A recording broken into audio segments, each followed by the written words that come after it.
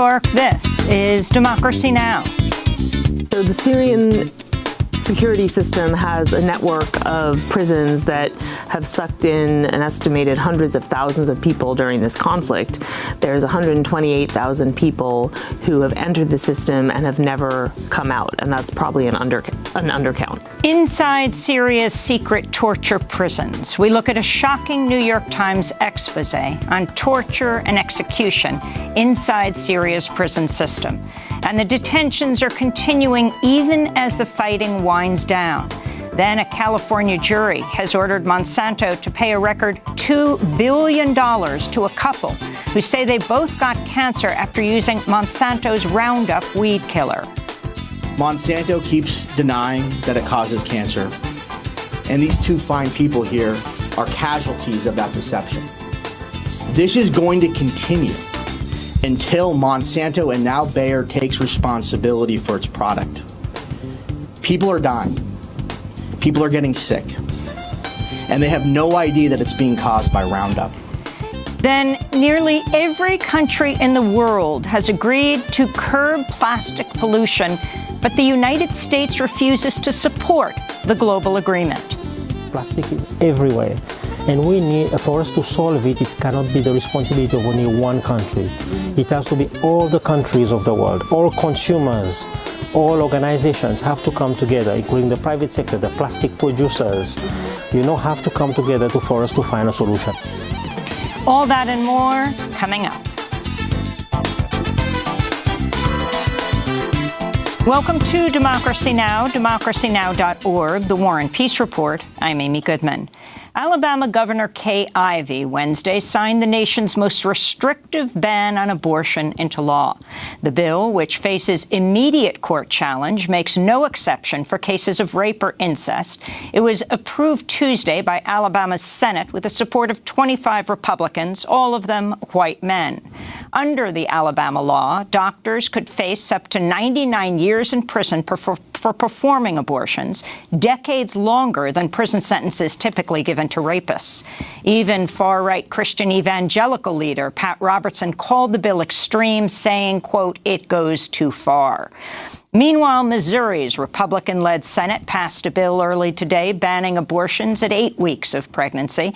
The legislation now heads to the Republican-led Missouri House of Representatives. Republican Governor Mike Parson has promised to sign the bill into law. Architects behind the bills in Alabama, Missouri, and other states say they're aimed at overturning Roe v. Wade, the landmark 1973 Supreme Court ruling that recognizes the constitutional right to an abortion. President Trump declared a national emergency Wednesday over what he called threats to American technology, barring U.S. telecoms from installing foreign-made equipment. The move appears to be aimed at punishing Huawei, the Chinese maker of telecommunications gear and consumer electronics. It's the latest escalation of the U.S. trade war with China after Trump followed through last week on the threat to hike tariffs on $200 billion of Chinese imports. Meanwhile, the White House has delayed plans to place tariffs of up to 25% on imported cars and auto parts. This comes as Canada's trade minister has left Washington, D.C. without an agreement on lifting U.S. tariffs on steel and aluminum. Treasury Secretary Steve Mnuchin has said the U.S. won't ratify a successor to NAFTA, the North American Free Trade Agreement, until Canada and Mexico reach an agreement to end tariffs. President Trump set to unveil a sweeping immigration plan today that would prioritize high-skilled workers and English speakers while further cutting the number of immigrants granted asylum or allowed to reunify with family members living in the U.S. The plan would cap immigration rates at their current levels, changing the percentage of those receiving green cards based on a so-called merit system from 12 to 57%. It could even require immigrants hoping to enter the U.S. to pass a civics test. Trump is set to announce the plan, which was crafted by his son-in-law, his senior advisor Jared Kushner, at a ceremony today at the White House Rose Garden. Meanwhile, Guatemala's U.S. consul says a 2.5-year-old migrant boy died in U.S. custody Wednesday, 3 days after he and his family were detained by Customs and Border Protection. He's believed to be the fourth migrant child to die in U.S. custody since December. The White House says it won't need a request by the House Judiciary Committee to turn over documents in a sweeping investigation into whether President Trump obstructed justice. In a letter to House Judiciary Chair Gerald Nadler, White House counsel Pat Cipollone accused Democrats of attempting a do-over of special counsel Robert Mueller's investigation of Trump. Congressmember Nadler accused Cipollone of, quote, claiming that the president is a king. He said he was considering holding Trump administration officials who refused to testify in contempt and may levy very large fines against anyone defying a congressional subpoena. In Paris, the leaders of France and New Zealand Wednesday unveiled an agreement to combat online extremism. The so-called Christchurch Call is named after the New Zealand city where in March a white supremacist gunman killed 51 worshippers at 2 mosques and live-streamed the massacre on Facebook. This is New Zealand Prime Minister Jacinda Ardern. The social media dimension to the attack was unprecedented. And our response today with the adoption of the Christchurch Call is equally unprecedented as well. Never before have countries and tech companies come together in the wake of an horrific attack to commit to an action plan that will deliver collaboratively work and new technology built to make our communities ultimately safer. So far, the Christchurch Call has the support of 16 countries, the European Commission, and 8 tech giants. But the Trump administration said Wednesday it, quote, is not currently in a position to join the endorsement. The White House cited concerns the agreement could violate First Amendment. In a New York Times opinion piece last weekend, Prime Minister Ardern wrote she supports free speech rights, but that, quote, that right does not include the freedom to broadcast mass murder. In Yemen, at least 6 civilians were killed and dozens more wounded today as U.S.-backed Saudi-led coalition warplanes bombed residential areas of Yemen's capital, Sana'a. The violence came as Houthi rebels and Saudi-backed forces clashed in the port city of Hodeidah, threatening to unravel a ceasefire and a planned pullout from the city by Houthi forces. In Sudan's capital, Khartoum, government troops opened fire on pro-democracy protesters Wednesday with live ammunition, wounding at least 14 people.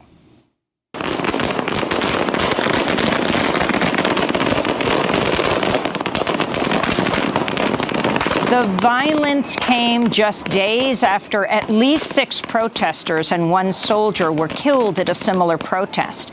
After the latest shootings, the head of Sudan's ruling military council said he'd suspended talks with pro-democracy demonstrators for 3 days, accusing them of failing to de-escalate tensions. Demonstrators have been demanding a transfer from military to civilian rule following last month's military coup that ousted longtime leader Omar al-Bashir. In the Gaza Strip, Israeli troops opened fire on Palestinian protesters Wednesday with live ammunition and chemical agents, injuring at least 65 people. The protesters were marking the 71st anniversary of the Nakba, or catastrophe, when hundreds of thousands of Palestinians were forcibly expelled from their homes after the State of Israel was formed. 1 protester was left in serious condition yesterday and 16 injured by gunfire. Others were treated for gas inhalation from tear gas and skunk spray, a chemical concoction that smells like corpses and feces. Trump administration officials said Wednesday photographs showing Iranian boats equipped with missiles were the cause of the recent escalation between the U.S. and Iran, claiming they were evidence that Iranian paramilitaries in the Persian Gulf were preparing to target U.S. naval vessels.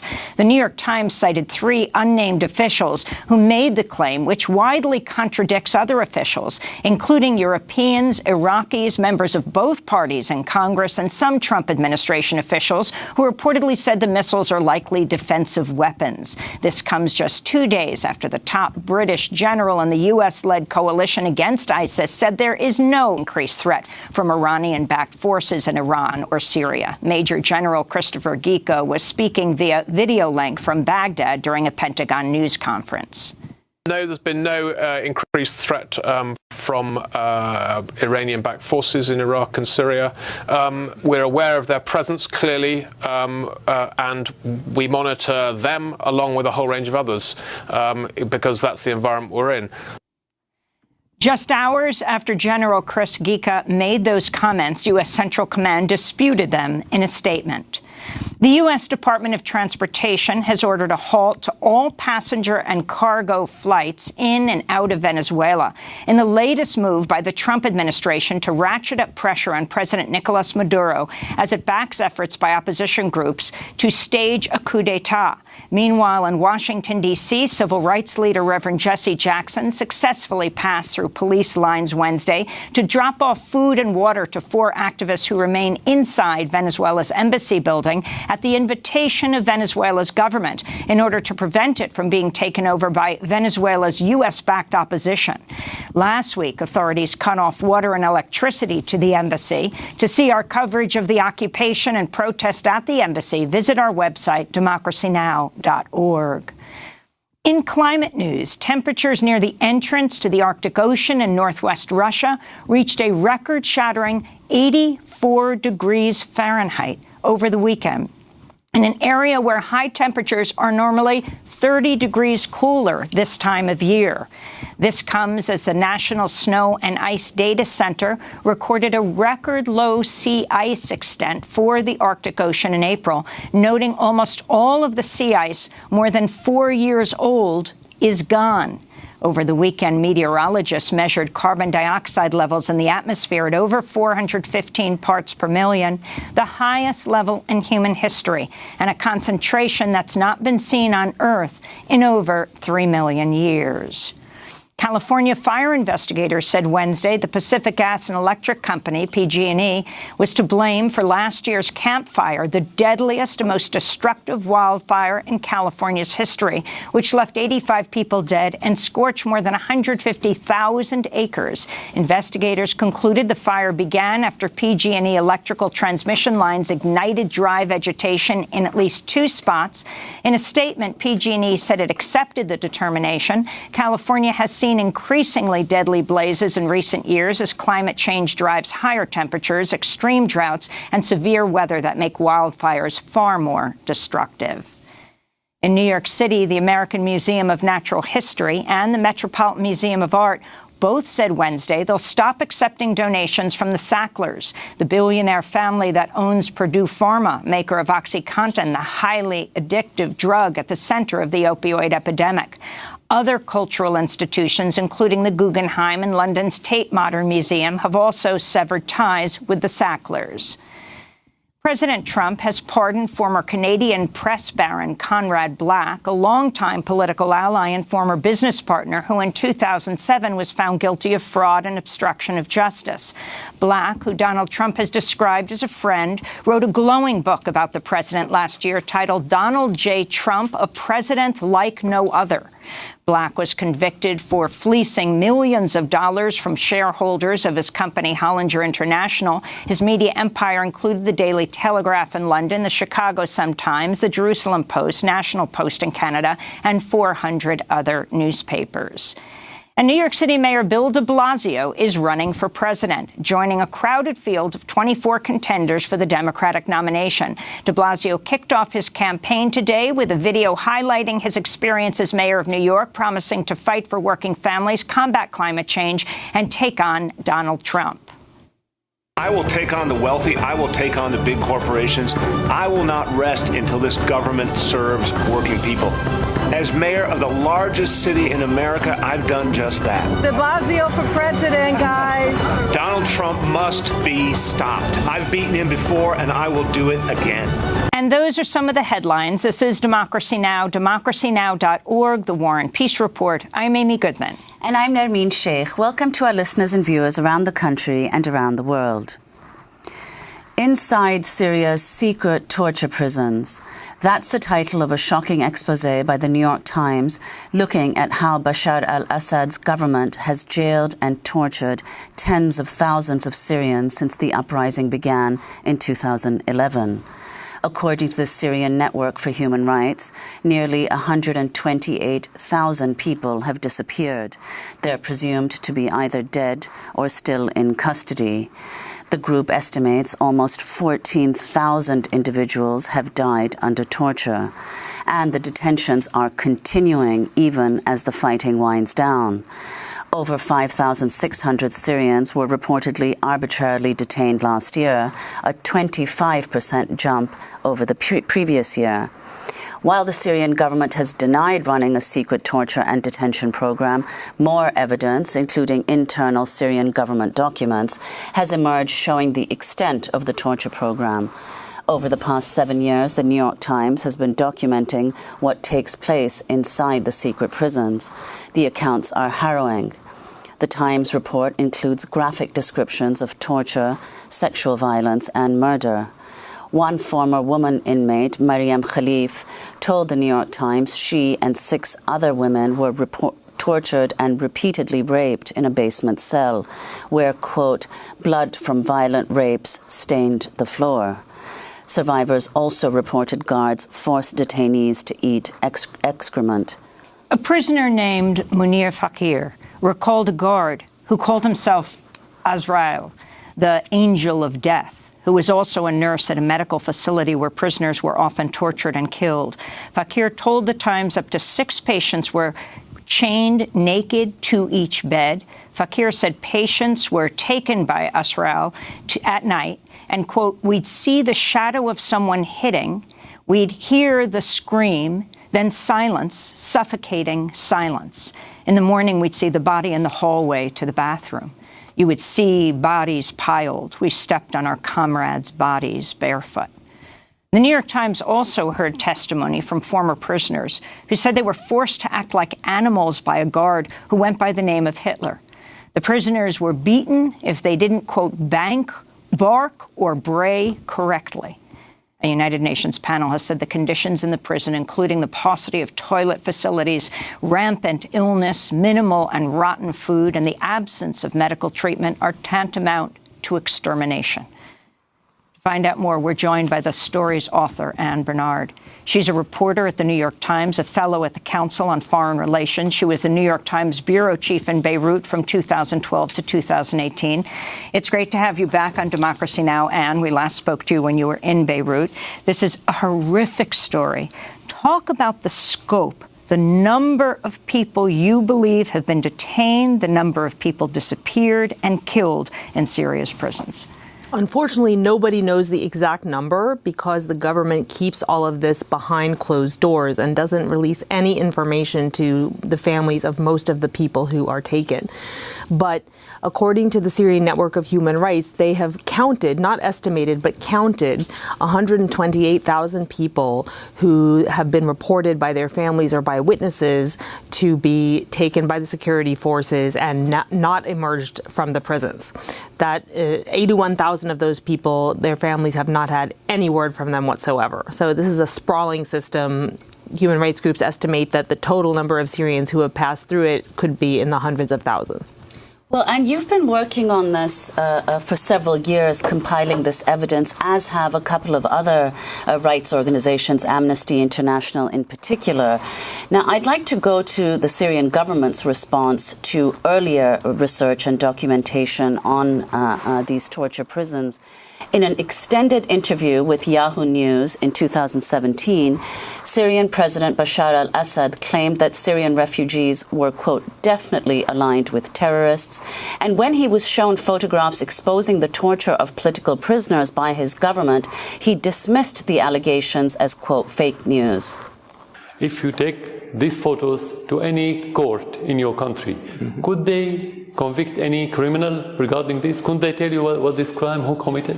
If you don't have this full picture, you cannot make judgment. It's just propaganda. It's just fake news.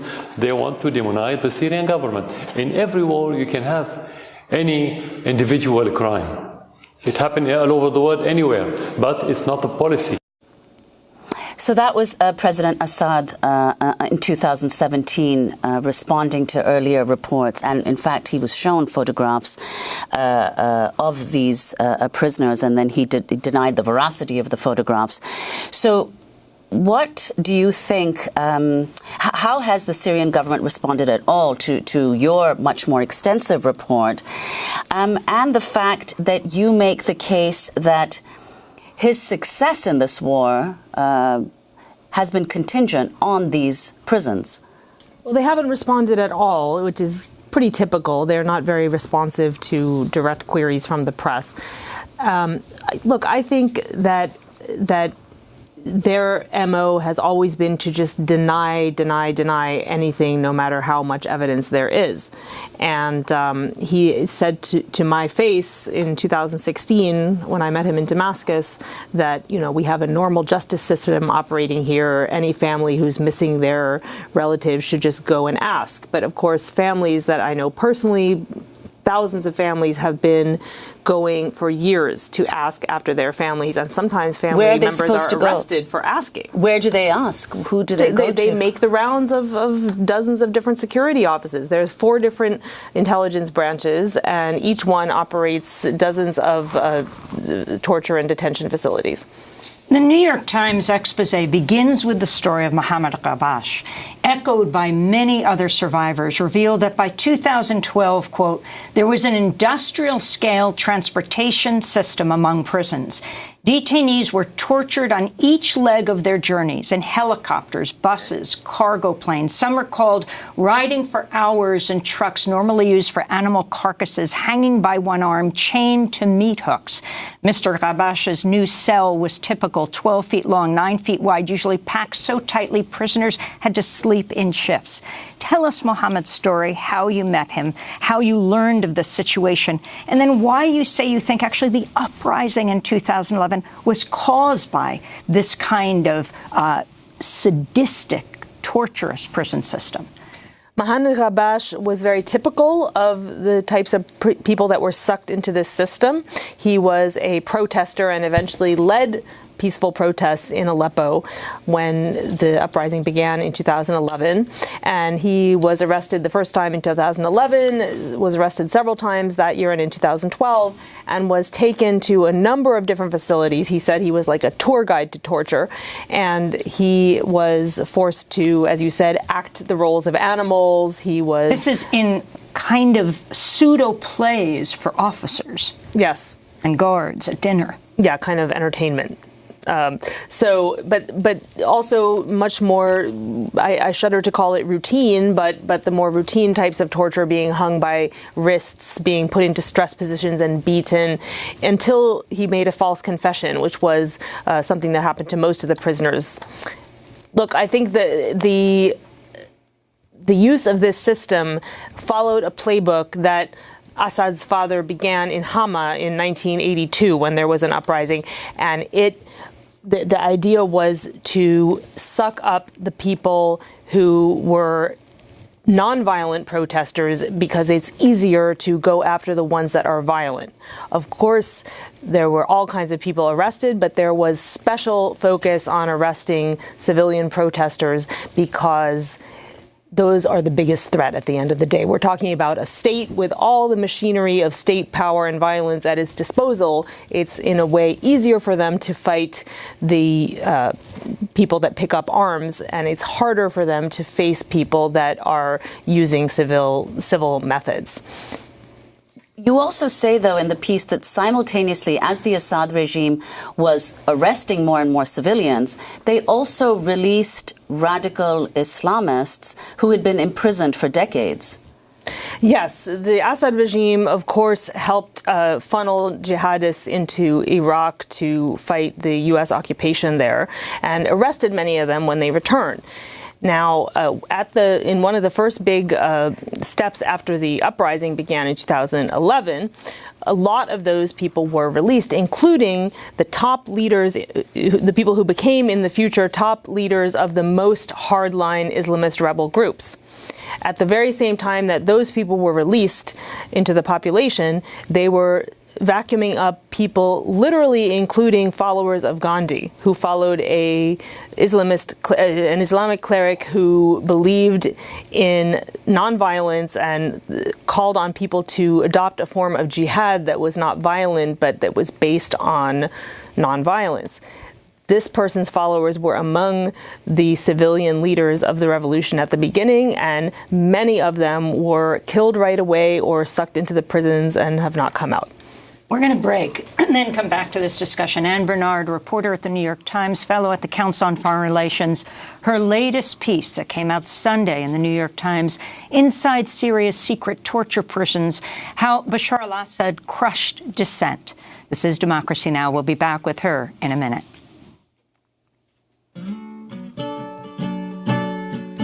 Monsanto, ruler of the earth, the air and water too. Have you ever figured what you're gonna do when you find you've poisoned even you?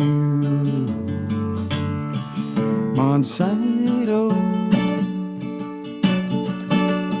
have you no children to live beyond your time and live to feel the shame of your every crime? The GMO potato that McDonald's buys, and now it ain't even safe to eat a mess of fries. Bad Monsanto by the American folk singer Michael Hurley. A California jury has ordered Monsanto to pay a record $2 billion to a couple who say they got cancer after using Monsanto's Roundup weed killer. That's next. But we're continuing right now with Anne Bernard. She's a reporter at the New York Times, fellow at the Council on Foreign Relations. Her latest piece, Inside Syria's Secret Torture Prisons, How Bashar al-Assad Crushed Dissent. I'm Amy Goodman with Nermeen Sheikh. And tell us the story of Mariam Khalef and what has happened to her. Mariam is a woman from Hama who her crime was helping injured protesters, which was considered terrorism by the government if it was considered a form of terrorism. So she was arrested in 2012 and taken to one of the facilities in Hama, and she was raped, she said, every night by the chief of investigations of the prison, Colonel Suleiman, she knew him by name, and documents that we've seen show that the head of investigations in that facility was in fact a Colonel Suleiman Juma. And she was held in the prison with a number of other women in a basement cell where the 6 women barely fit. They were taken to the colonel's office, and he used to even bring his friends to join him in raping them. Well, I want to ask about another question that your piece raises. I mean, something that everyone has seen. The torture prisons are, of course, scarcely known about and scarcely covered in the media. But, of course, is the Syrian, the refugee crisis, the millions and millions, up to 6 million refugees who are now living outside their country. President Trump welcomed Hungarian Prime Minister Viktor Orban to the White House on Monday. The far-right nationalist leader is known for his hardline anti-immigration policies and rolling back democratic institutions and checks on his power. This is Orban and then Trump speaking from the Oval Office. We have some similar approaches, and I would like to express that we are proud to stand together with the United States on fighting against illegal migration, on terrorism, and to protect and help the Christian communities all around the world. I know he's a tough man, but he's a respected man, and he's done the right thing, according to many people, on immigration. And you look at some of the problems that they have in Europe that are tremendous because they've done it a different way than the Prime Minister. So Orban has closed down Hungary's southern border, building a razor wire fence to keep out refugees, many of them from Syria, and has also deported refugees already in the country. Now, the Assad regime has conflated the refugees with terrorists. And in your piece, Anne, you say that many millions of Syrian refugees are now unlikely to return even once the war is over, if these torture prisons remain in operation. And also the fact that Trump corroborated or said that what Orban has done is right, and the fact that the U.S. in 2018 admitted only 62 Syrian refugees. Right. I think that, you know, at the beginning of the Syrian conflict, Syrians would say if this kind of rights violations are allowed to go with impunity in Syria, it will affect freedoms in the West. And that seemed at the time kind of histrionic. But in fact, what's happened is that refugees have flowed out of the country. The refugee crisis proved to be fuel for the rise of the right wing and the divisions within Europe, and the rise of leaders like Orban, who is eroding civil liberties and certainly fighting immigration. And Trump is, you know, enjoying the same rhetoric and you know, as you saw, agreeing. Now, this just reflects Assad's own conflation of refugees with terrorists, when in fact, you know, these are terrorism, both ISIS and the violence of the state used against them, is what these refugees are fleeing. Can you talk about the internal memos that you got a hold of? This question of, we just listened to Assad, the president, how much he knew and how much is being directed directly from the top? So this is a state where there's a very close coterie of advisors and officials around Assad, and they decide almost everything. After the uprising began, there was a crisis cell that was created to respond to it, and it reported directly to Assad. The memos show that that cell ordered crackdowns on protesters, on people who tarnish the image of Syria in the foreign media. That just means people who talk to journalists, and these types of people. Now, later, the top security officials also asked for every death to be reported to them, so that it was clear that they knew about the killings in detention. They referred to bodies piling up.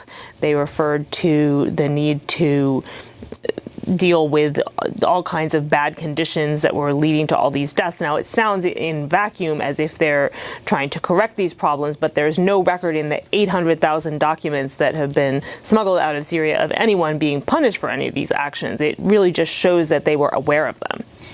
Can you talk about your methodology I mean, you've been working on this for years. And what first prompted you? I mean, there is some coverage of the catastrophe of war in Syria, the obvious barrel bombing, all of that. But what about what's happening behind closed doors? Assad's been very careful. And what it means to talk to people about those who survive, the lucky ones, about this level of torture they have endured. So in a way, this is something that everyone knew in Syria, in the sense that it's not a new system. It's been around for a long time.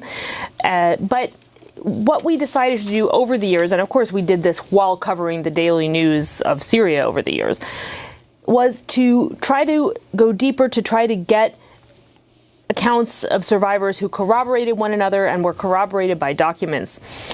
It took a very long time to get enough people who had their families safely out of Syria and felt safe to talk and to get documents, and to basically, you know, over the years, many human rights organizations and journalists and lawyers worked on this issue. So we're talking about evidence that has accreted over the years and adds up to this big picture. Now, one of the toughest parts is speaking to the survivors about what they've been through, and we spoke to dozens of them, me and my wonderful team of Syrian and Lebanese colleagues. Now, you need to be sensitive when you're dealing with victims of trauma, and without sacrificing journalistic rigor, without sacrificing verification. But this was a long process. This had a huge emotional impact on us, as well as, of course, on the survivors who had to retell their stories. So, you know, it took time, it took energy, and it does sort of make you ask yourselves a lot of questions about humanity and how this kind of thing can continue to happen in the 21st century. How did you know what survivors to speak to? At some point you tell a story of someone who sneaked out the names of some of the detainees. Can you talk about that? Well, so in terms of who to talk to, basically almost every Syrian that we talked to who had any connection to the protest movement, and even many who did not, had a relative or friend who was in this system. So it was not difficult to find people. And then through those people, and also through networks of survivors, we would get different names of people who, especially in our quest to find people that were willing to use their names. That was the toughest part. But yes, Mansour al-Omari is one of the prisoners who worked together in a cell underground in the a base run by the 4th Division, which is controlled by Assad's brother Maher. And this group of prisoners decided, let's write down all the names of the people in our cell and get them out with whoever manages to get out first, just to let people know, to their families and the world, that these are the names of at least these people that we could identify here. Now, they had to write the names in blood on a piece of fabric. They were sewed into the seam of a jacket, and Mansour was the first one to be released, and he managed to wear that jacket out, or a shirt, I guess, and to bring those names out to, first they were displayed in the Holocaust Museum in Washington, D.C. They were shown to many different officials, and they were recently submitted to authorities in Sweden as part of a complaint by survivors trying to get Sweden, as France and Germany have done, to open a war crimes prosecution against Syrian officials on behalf of refugees and citizens who are in Sweden who have been subject to this system. And the Syrian government is very aware of this and trying to protect themselves from any kind of war crimes or crimes against humanity charges. How are they doing this? Well, first of all, by staying in Syria. I mean, there is already an arrest warrant against Jamil al-Hassan, who's the head of the Air Force branch of intelligence, and against Ali Mamlouk, who is the top security official overall. And those guys just aren't going to come to Europe to end up getting arrested. But there are lower-level officials, some of whom have joined the refugee flow and have been arrested once they've been identified in Germany and France. Now, they also, in the memos, interestingly, one memo from the military intelligence department says when you make these death certificates about each detainee who dies, and remember, all these death certificates claim that the people died because their heart stopped. So that's kind of a tautology. Of course, when you die, your heart stops, and obviously all these young people that are in the prisons are not all suddenly having an epidemic of heart disease. So the memo instructed them to write the memos in such a way as to ensure a judicial immunity from prosecution for the work of the intelligence officials in the future. Well, one of the other things that an international mechanism that you point to is the fact that the UN General Assembly has voted in favor of establishing the International Independent and Impartial Mechanism. What is the status of this, and what kind of mandate is it charged with, or will it be if it's established? No, it has been established and funded, which is a big step, and that was done through a General Assembly vote in the UN in order to get around the impasse in the Security Council. The Security Council is blocked by Russia from referring Syria to the International Criminal Court. But the IIIM that you mentioned is a new body which is going to be kind of a clearinghouse for all the documents and court-ready evidence that's being collected by different groups, Syrian and European groups, to try to build war crimes cases. Now, it has a mandate to build those cases for use in any future prosecutions in international or national courts, but it does not have the ability to arrest or charge anyone. It's a sort of like a prosecutor waiting for a court, I guess you could say. Well, we want to thank you so much for joining us today, for explaining your piece, and for the piece itself, your years of work. Anne Barnard is a reporter at the New York Times, fellow at the Council on Foreign Relations. We will link to her piece in the Times, Inside Syria's Secret Torture Prisons, How Bashar al-Assad Crushed Dissent. She was the New York Times bureau chief in Beirut from 2012 to 2018. Coming up, a California jury has awarded Monsanto a record $2 billion. And then we'll talk about the U.S. refusing to sign on to a global treaty around plastics. Stay with us.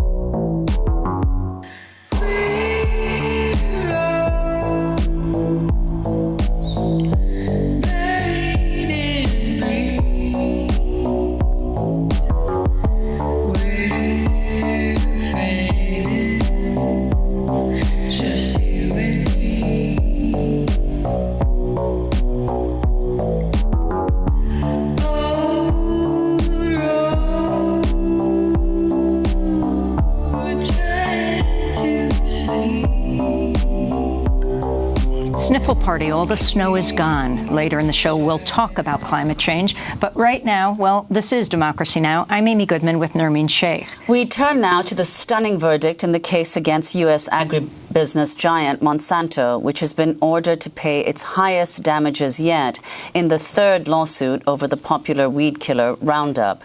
A jury has ordered Monsanto, which is owned by German pharmaceutical giant Bayer, to pay more than $2 billion in punitive damages to Alva and Alberta Piliad, a couple who were both diagnosed with non-Hodgkin's lymphoma cancer after using Roundup on their properties for over 30 years. The main ingredient in the herbicide is glyphosate and is said to cause the cancer. This is plaintiff Alberta Piliad. We've been fighting cancer for 9 years now, longer than me, and it was caused by Roundup. It's changed our lives forever. We can't do the things that we used to be able to do, and we really resent Monsanto for that fact. We wish that Monsanto had warned us ahead of time about the dangers of using Monsanto, and that there was something on the front of their label that said danger may cause cancer. At that point, we could have used Roundup, but we wouldn't have used it. But I'm sure a lot of other people would choose to, and they weren't giving us any choice because from their ads, we felt that it was incredibly safe to use. Attorneys for the plaintiffs estimate there are tens of thousands of similar cases against Roundup pending in courts around the country. Last year, a jury in California ordered Monsanto to pay $289 million in damages to a school groundskeeper who developed cancer after regularly using the weed killer Roundup. The 46-year-old man, Dwayne Johnson, also has non-Hodgkin's lymphoma. Doctors say he's unlikely to live past 2020. Earlier this month, the EPA said glyphosate is not carcinogenic. However, other scientific studies and the World Health Organization have found human exposure can in fact lead to cancer.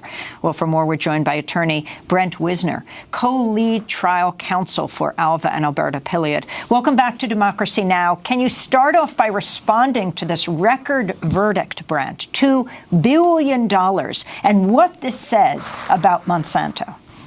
Well, we've been litigating this case for over 3 years now, and this obviously is the third trial that has gone to a jury. And we presented all the evidence, and we've been growing. We have a growing mountain of evidence that we've been accumulating as part of this litigation. And I think we finally had a chance to show it all and show the jury that Monsanto was engaged in essentially corporate malfeasance for the last 45 years. And in so doing, I think the jury's punitive damage award speaks volumes about what the evidence shows. I mean, a lot of people talk about how Monsanto, the EPA says it's safe or whatnot, but the simple fact is when you look at the evidence, it's overwhelming and juries are resoundingly saying, stop it. Well, I'd like to go to a statement from Bayer. Bayer, quote, Bayer is disappointed with the jury's decision and will appeal the verdict in this case, which conflicts directly with the U.S. Environmental Protection Agency's interim registration review decision released just last month. The consensus among leading health regulators worldwide that glyphosate-based products can be used safely and that glyphosate is not carcinogenic, and the 40 years of extensive scientific research on which their favorable conclusions are based. Brent Wisner, your response to what Bayer has said. Well, it's the same response it's the same thing they said to the jury. It's the same thing they've been saying for the last 3 years. And it's just simply nonsense. The simple fact is that the EPA has got it wrong on glyphosate. We have study after study after study showing that it, in fact, does cause a specific type of cancer called lymphoma. And we see it happening in thousands and thousands of people across the country. You know, currently, this administration and this EPA will not take action against Monsanto. We've seen the internal documents, the text messages, the emails between senior EPA officials and Monsanto employees. And the simple fact is they know that this EPA will not take adverse action against them. It is a travesty that this truth about it causing cancer and this awareness that we're trying to raise has to be done in the context of litigation. We only exist, these lawsuits only exist because the EPA has failed the American public for 45 years, and Monsanto is allowed to get away with reckless conduct with essentially impunity. During the trial, numerous internal Monsanto documents and emails came to light, including the July 2018 email from an analyst from the corporate intelligence firm Hackloot. The email read, quote, a domestic policy advisor at the White House said, for instance, we have Monsanto's back on pesticides regulation. We're prepared to go toe-to-toe on any disputes they may have with, for example, the EU. Monsanto need not fear any additional regulation from this administration.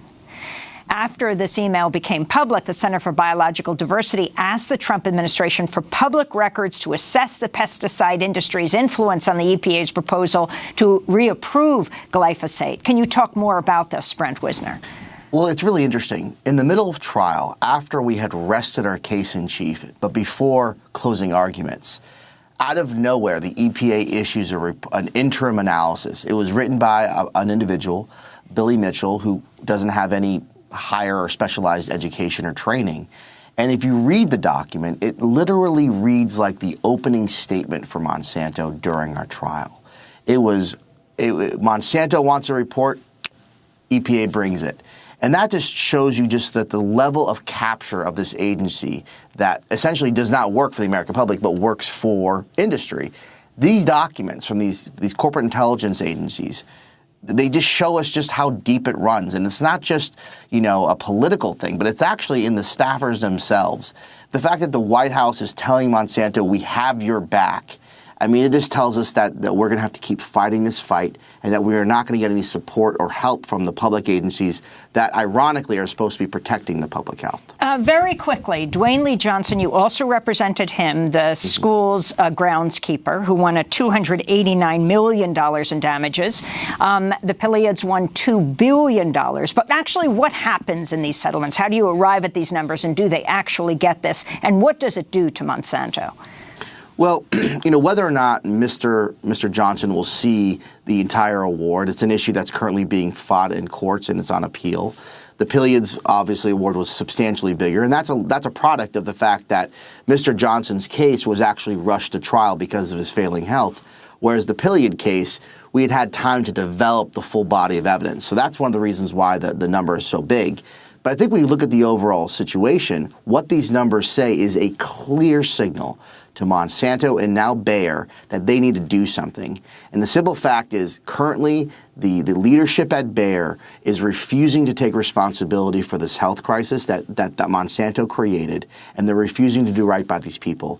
And we are going to continue to file these lawsuits, take them to trial, and get bigger and bigger verdicts until they finally do right by these people. We're talking thousands of lawsuits? Well over 13,000, and those are filed lawsuits. That's not counting the probably 20 or 30,000 other lawsuits that are yet to be filed. I mean, this is a health crisis that we have, And Bayer needs to sit down with these lawyers and sit down with these victims and find a way through this. But right now, they're choosing to fight. And if they want to fight, we'll see them in court. And what happens to Roundup? We have 20 seconds. Hopefully we get a warning. We want people to know and have a choice when they use the product. Hey, does it cause cancer? They have a right to know. Should it be removed from the market? That's a difficult question. People still smoke cigarettes. We know they cause cancer. At the end of the day, this is America. People have a right to make a choice. Whether it gets removed or not, that's a different question. They deserve at least to know that it causes cancer. Brent Wisner, we want to thank you for being with us, attorney and the co-lead trial counsel for Alva and Alberta Piliad in a lawsuit against Monsanto. The Piliads both developed cancer after using Roundup weed killer on property for decades. A California jury has just ordered Monsanto to pay the couple more than $2 billion in damages. This is Democracy Now!, democracynow.org, The War and Peace Report. I'm Amy Goodman with Nermeen Sheikh. We end today's show with the growing crisis of plastic pollution. Nearly every country in the world, but not the United States, took a historic step to curb plastic waste last week when more than 180 nations agreed to add plastic to the Basel Convention, a treaty that regulates the movement of hazardous materials between countries. The U.S. is one of just 2 countries that has not ratified the 30-year-old treaty.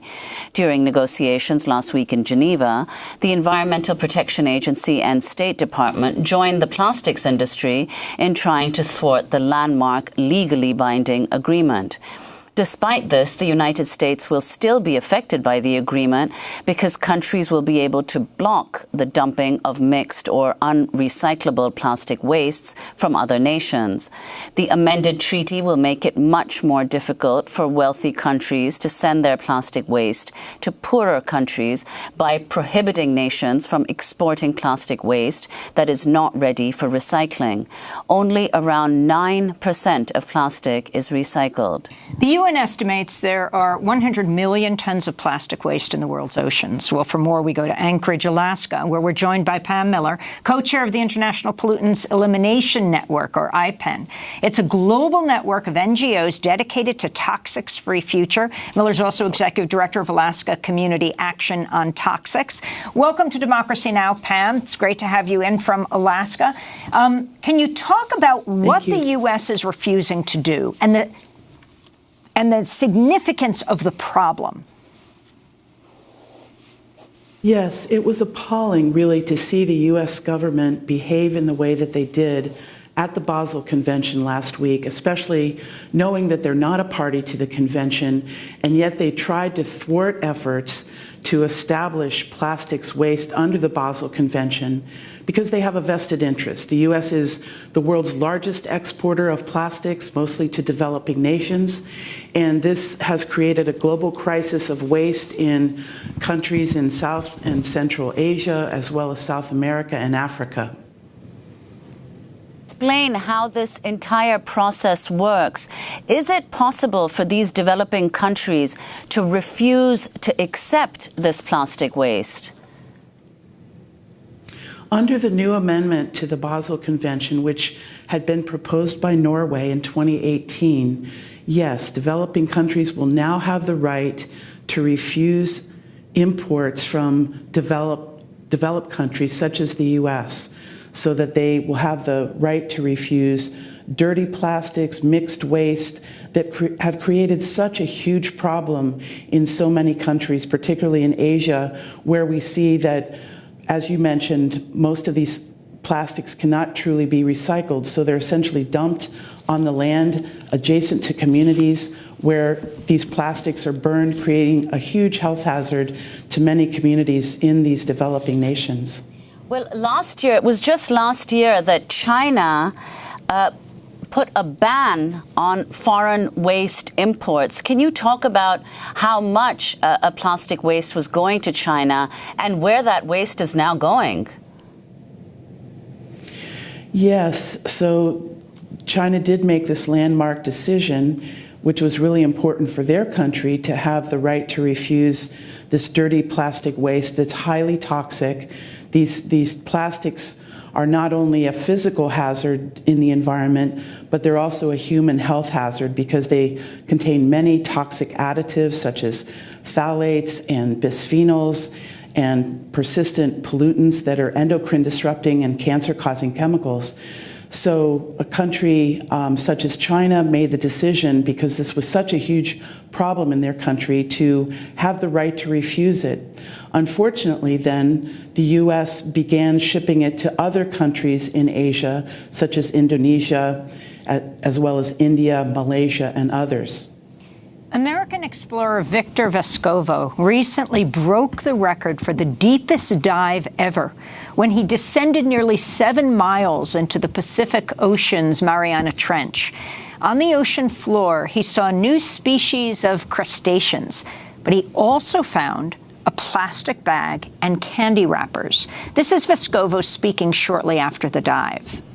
It wasn't completely surprising, although it was very disappointing to see obvious human contamination of the deepest point in the ocean, because when I first got to the bottom, it seemed very pristine, almost like a moonscape, and I did see life.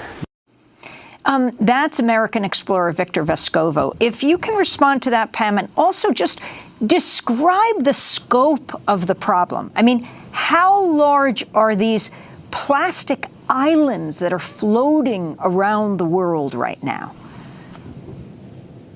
The problem of plastics in the ocean is just immense. I mean, the plastics in the Pacific Ocean are just a huge mass of hundreds of thousands of acres of plastics in a huge plastic dump in the Pacific Ocean. So it's an immense problem, and it's not just a physical threat in the marine environment, but as these plastics break up, certainly we've all seen the images of how plastics can choke sea life, such as sea turtles and marine mammals and birds. But as these plastics break up, they create an even more insidious problem. They become microplastics, which then can be ingested by marine animals such as fish, marine mammals, and others, which then pose a threat to human health, because these plastics at sea not only contain toxic additives in themselves, but when they're at sea, they absorb persistent pollutants such as PCBs, flame retardant chemicals such as PBDEs. These are highly persistent toxics, and these plastics simply continue to absorb these toxic chemicals. Then when they're ingested by marine life, these toxics are conveyed into the bodies of these animals, which then create a problem for human health, because we rely on fish and other marine life as a source of food. And how so it's a very serious, not only physical and unsightly problem in the marine environment, but it's also a toxic problem that we really have to solve by stopping the production of plastic upstream. The production of plastic relies on fossil fuels, and ultimately this is also a contributor to climate change. So the entire cycle of plastics production, waste disposal, and use is really a toxic hazard. And circling back to the United States refusing to sign on to this global treaty, talk more about the significance of the U.S., the most powerful player in the world, certainly historic polluter when it comes to greenhouse gas emissions. What does it mean when they don't sign on to a treaty that would curb plastics? Well, the U.S. is not a very good player in the international convention arena, including the 3 chemical conventions that have met over the past 3 weeks, including the Basel Convention, the Rotterdam Convention, and the Stockholm Convention. The U.S. is party to none of those treaties. However, the U.S. Department of State and EPA show up, and in the case of the Basel Convention, played a very negative role in trying to persuade a small handful of countries to go against the will of the majority of the countries who really wanted to include plastics in the Basel Convention. So the U.S. played an extremely negative role. Their position that they vocalized in the plenary sessions and also in the contact groups that met to hash out the amendments really mirrored the positions of the plastics and the chemical industry. The American Chemistry Council was there representing the major petrochemical manufacturers. There were plastic waste trade companies and associations. the U.S. position was essentially the same. So it was really not only disappointing, but appalling as an American citizen in an international arena such as this to see the U.S. behaving so badly. We want to thank you so much for being with us. Pam Miller, co-chair of the International Pollutants Elimination Network, known as IPEN, executive director of Alaska Community Action on Toxics, speaking to us from Anchorage, Alaska. That does it for our broadcast. Democracy Now! Produced by Mike Burke, Dina Guzder, Carla Wills, Hami Warrenoff, Sam Alcoff, John Hamilton, Ravi Karen, Hani Masood, Trina Durte, Maria Studio, Libby Rainey. I'm Amy Goodman. Nermin Sheikh.